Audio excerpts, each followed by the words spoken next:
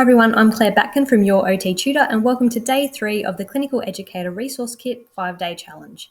Today I'll be taking you through a resource that may not come to mind straight away.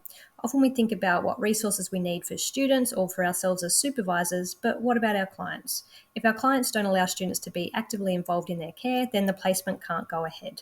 So today's resource is another FAQ-related resource, but one for your clients. So let's jump straight into the instructions.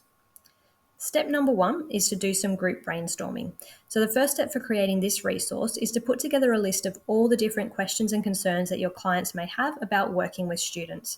Remember, you don't need to do this all by yourself if you're part of a team.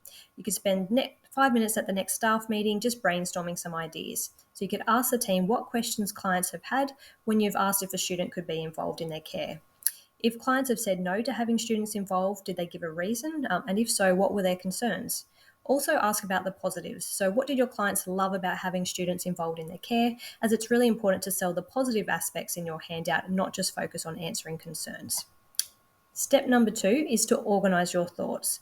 So your brainstorming may have produced a really busy mind map or a full whiteboard or a wall full of post-it notes, whatever works, but now you need to put it into some sort of order. So think about how you can present the information in a simple, engaging way for your clients. So often something like 10 top tips or frequently asked questions is a good format to use that people are familiar with.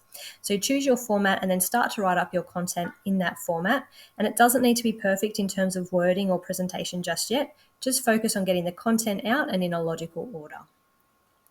Then we move to step number 3, and this is where you now be targeting your audience. So once you've got everything down on paper, now it's time to think in a little more detail about who your audience is, what level of health literacy they have, and what format's going to work best for them.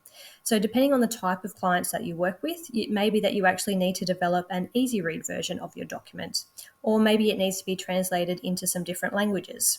If you'd like a helpful guide for creating some resources for your clients, check out this free checklist from Lisa Copeland at Health Thoughts. There's a link in the email that you can check out.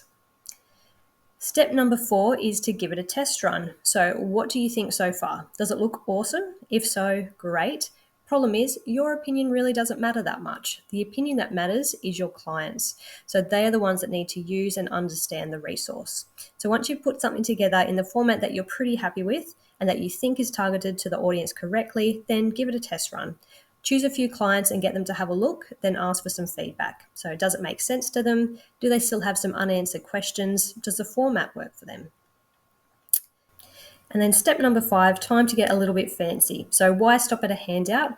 Remember, in the digital age, giving a paper handout is probably a little bit old school. So you could turn your information into a video format or a poster with a QR code that takes them to the handout or video.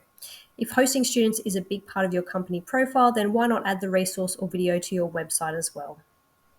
So my resource kit has a very basic list of questions and content for telling clients about working with students.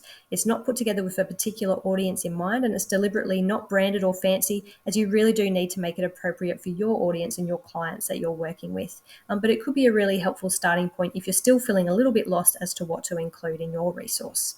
So you can find it in my Clinical Educator Starter Kit, and all the links will be on my websites and in the emails that are sent to you. You're now past the halfway mark of the challenge. Well done. So tomorrow's email will be a great one for you to get some student free time. It's a self-directed learning resource for your students. I'll see you then.